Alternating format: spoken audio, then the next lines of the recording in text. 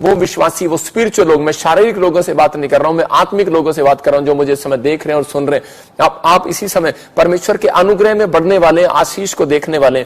Number 1 करा, प्रार्थना और उपवास आपको परमेश्वर के साथ जोड़े रखती है।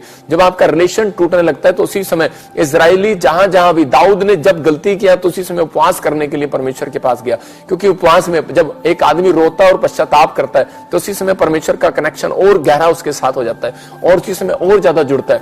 क्या ना, बहुत सारे लोग प्रार्थना करते हैं लेकिन उपवास नहीं करते, बहुत सारे लोग उपवास करते हैं लेकिन वो प्रार्थना नहीं करते उस दिन, सिर्फ वो टाइम पास करते हैं कि कब 5 बजे और मैं खाना खाऊं। इसलिए परमेश्वर का कनेक्शन आज भी उनके साथ टूटा हुआ है। लेकिन जब आप प्रार्थना और उपवास करते हैं तो परमेश्वर आपकी जिंदगियों में कह रहा है कि अपने कनेक्शन को जोड़ कर रखता है। कह रहा है दूसरा, कह रहा है वचन को रीड करना, कह रहा है कि आप वचन को पढ़ते हैं तो परमेश्वर आपकी जिंदगियों में काम करता है। उन लोगों का कनेक्शन डेली, मैं कह रहा हूं जो लोग डेली जुड़े रहते हैं उनकी जिंदगियों में आशीष आती है। तीसरा, कह रहा है प्रभु बोझ, कह रहा है प्रभु बोझ जो है शैतान की ताकत को लूज करता है। आप कह रहा है कि जब भी प्रभु बोझ में शामिल होते हैं, प्रभु बोझ वो लेते हैं जिन्होंने बपतिस्मा लिया, जिन्होंने अपना जीवन प्रभु को दे दिया, तो वो लोग जुड़े हुए हैं परमेश्वर के साथ। और जिन्होंने तौबा कर लिया, पश्चाताप करते हैं जब हम, तो उसी समय परमेश्वर हमारे साथ जुड़ता है और आशीष देता है। हम नेहमिया के बारे में देखते हैं कि नेहमिया जो है 52 दिन में, सिर्फ 52 दिन में वो सफल कैसे हो गया, 52 डेज में वो सफल। उसके सफल होने का कारण क्या था? उसके सफल होने का कारण ये था क्योंकि वो कनेक्ट रहा परमेश्वर के साथ। वो प्रेयर करने वाले योद्धाओं के साथ बैठता था, प्रार्थना करने वाले योद्धाओं के साथ बैठता था। वो परमेश्वर उन लोगों की जिंदगियों में काम करता है जो लोग हमारे साथ बने रहते हैं। उन लोग, जो लोग परमेश्वर के साथ बने रहते हैं, प्रार्थना में, उपवास में बने रहते हैं, परमेश्वर उनकी जिंदगियों में काम करता है। जब हम नेहमिया की पुस्तक पढ़ते हैं तो वहां पर क्लियर लिखा की जगह पर कि नेहमिया ने कहा कि गवैये और गीत गाने वाले, प्रार्थना करने वाले अपने तंबू के अंदर रखे, और 3 लोग उसने अपनी जिंदगी के अंदर रखे जो गाने वाले और प्रार्थना करने वाले लोग उसने, और एक रखवाला, कह रहा कि गेट कीपर। मतलब 3 लोग अगर आपकी जिंदगियों में है तो मैं कह रहा हूं आपकी जिंदगी में आशीष आने वाली है। लेकिन आपके घर में, परिवार में, बच्चे, अगर आप लोग नेहमिया की तरह कह रहे हैं कि कोई भी काम अड़ा हुआ, कोई भी प्रॉब्लम्स हो, मैं कह रहा हूं वो दीवार जो है, वो शहरपना जो है वो बन नहीं पा रही थी, लेकिन नेहमिया ने ये सीक्रेट को सीखा कि उपवास प्रार्थना के साथ काम शुरू करेंगे।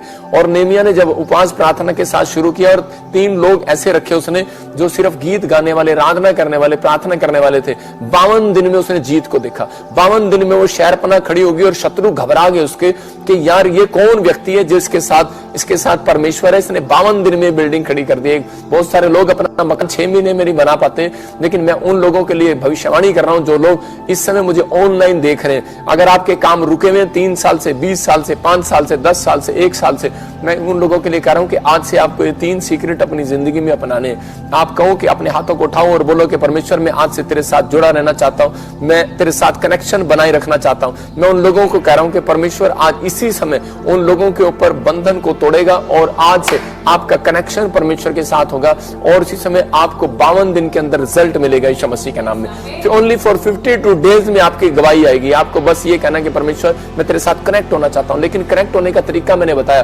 फ्लॉप था, इजरायली फ्लॉप थे, लेकिन नेहमिया के आने से 52 डेज में उन्होंने अपनी बिल्डिंग बनाई। मैं फिर कह रहा हूं कि अगर आज आप बिजनेसमैन हैं, आप किसी चीज में फ्लॉप हैं, लेकिन आप अगर उपवास प्रार्थना हफ्ते में आप 1 बार करते हैं, 3 बार करते हैं, अगर आप उपवास प्रार्थना के साथ आप परमेश्वर के चरणों में आते हैं और डेली परमेश्वर के कलाम को आप पढ़ते हैं, तो मैं उन लोगों के लिए कह रहा हूं कि पवित्र आत्मा आपको 52 डेज में जिताने वाला यीशु मसीह के नाम में। आपको बिलीव करना है कि हाँ परमेश्वर तो मुझे जिताएगा। मैं कह रहा हूं कि आप विश्वास करते हैं, यह हाथ का साइन होता है कि नहीं नहीं मैं जीतूंगा, मैं फिर कह रहा हूं, या फिर साइन होता है कि नहीं नहीं मैं तुझे मारूंगा। मैं कह रहा हूं कि आप दुश्मन को मारोगे, आप जीतोगे भी। परमेश्वर आपकी जिंदगी में काम करेगा और आशीष देगा, आपको ब्लेसिंग स्वर्ग से रिलीज करेगा। लेकिन आपको विश्वास करना है, परमेश्वर उन लोगों के साथ कनेक्ट कभी नहीं होता। बहुत सारे लोग सोचते हैं मैं बेड पर पड़ा हुआ प्रार्थना कर लूं, मैं आराम से लेटा रहूं और मैं बाइबल पढ़ूं 1-2 बार और चलो जी छुट्टी। लेकिन परमेश्वर उनके साथ कनेक्ट कभी नहीं होता, क्योंकि वो वचन के अंदर कह रहा है। यिर्मयाह 48 के 10 को हम देखते हैं, यिर्मयाह 48 के 10 चैप्टर को जब हम पढ़ते हैं, हाँ पढ़ेंगे। हाँ,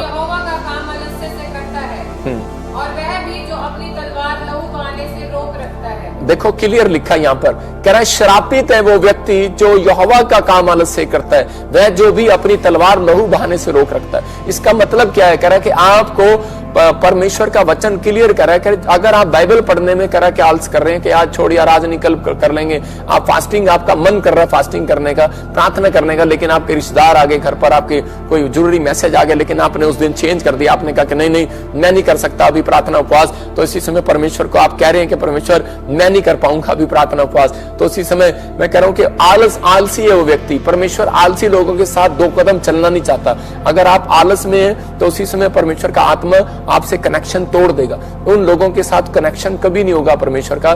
मैं कह रहा हूं कि अगर आप परमेश्वर का कनेक्शन आपके साथ होगा, अगर आप एक दिन प्रार्थना आपकी छूट भी गई और बाइबल भी नहीं पढ़ पाए, मैं कह रहा हूं फिर भी परमेश्वर आपकी जिंदगी में काम करेगा। दानियल का कनेक्शन था परमेश्वर के साथ, 3 दिन उसको कह रहा कि वहां पर दानियल को खड्डे में डाल दिया गया। ओके, दानियल को उस रात जब खड्डे में डाला तो उसी समय दानियल के पास कोई बाइबल नहीं थी, कोई धर्मशास्त्र पुस्तक नहीं थी, लेकिन वहां पर बैठा वो प्रार्थना तो कर रहा था, लेकिन उस समय भी उसको परमेश्वर की प्रेजेंस का अनुभव हुआ वहां पर। लेकिन अगर आज आप किसी भी हाल में, किसी भी समस्या में, मैं फिर कह रहा हूं कि अपनी जिंदगी से इस आलस के शराब को तोड़ दो।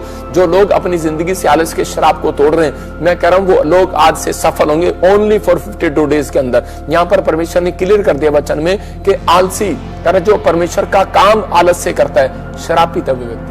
मैं कह रहा हूं कि अगर आप टेंट लगाते हैं, चर्च में काम करते हैं, अगर आप पास्टर हैं, विश्वासी हैं, कलीसिया में अगर आप थोड़ा बहुत भी आलस करते हैं परमेश्वर के कामों को करने के लिए, तो परमेश्वर देखो क्या बोल रहा है वहां पर, सिर्फ क्लियर कह रहा है कि वो शराबी था वो व्यक्ति।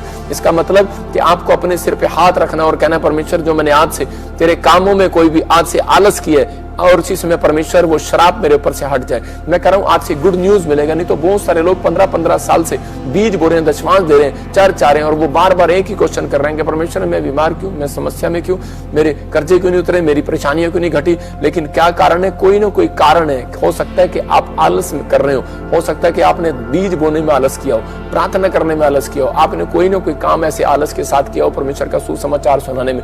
मतलब जो मनते आपने मांगी आपने उसको पूरी ना की हो। लेकिन जो परमेश्वर का काम है आज आपको आलस से नहीं करना, आज परमेश्वर आपकी जिंदगी में काम करेगा। मैं कह रहा हूं कनेक्शन करने के बाद अगर जो लोग जुड़े रहते हैं उनकी जिंदगियों में फायदे करता है परमेश्वर। योशू 6:22 में हम देखते हैं कि एक राहाब वेश्या थी और उसको बचाने के लिए योशू ने भेजा।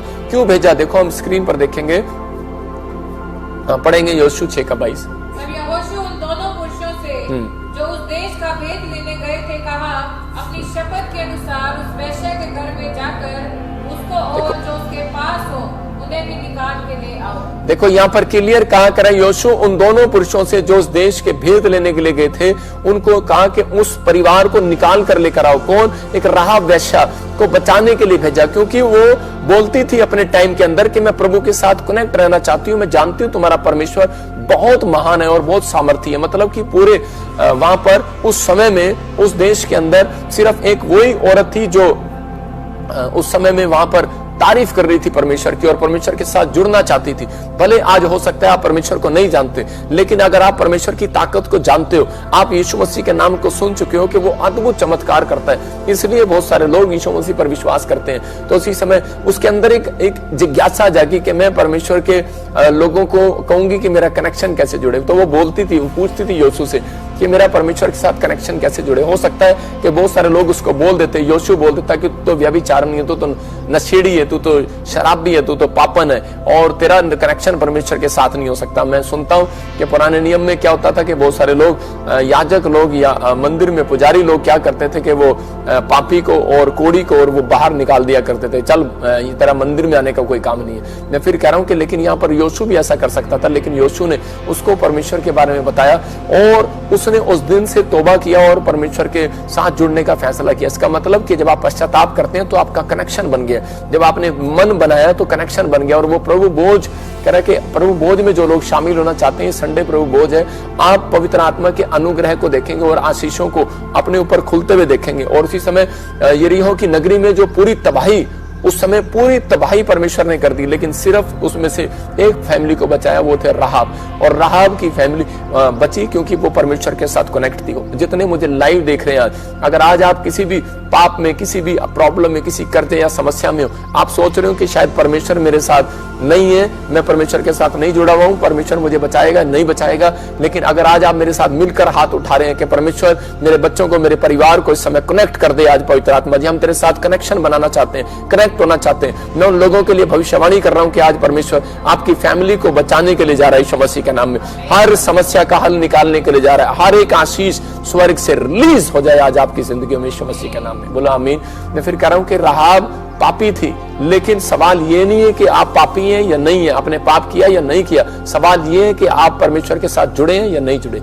याद रखना कि अगर आप जुड़े हुए हैं, ऑनलाइन चर्च जब आप वीरवार और संडे जुड़े होते हैं तो परमेश्वर आपकी जिंदगियों में आशीषों को खोलता है। कि आज आपको विश्वास करना है कि हाँ परमेश्वर तो मेरी जिंदगी में काम करेगा। जब मैं प्रभु में नया नया आया तो उसी समय मैंने एक व्यक्ति को देखा, उसको बहुत सारी शुगर थी और मैं उसके पास गया और मेरे मोहल्ले में रहता था। मैंने उसको बोला कि आपको परमेश्वर के ज्ञान के पास आना है और उसी समय परमेश्वर आपकी जिंदगी में चमत्कार करेगा।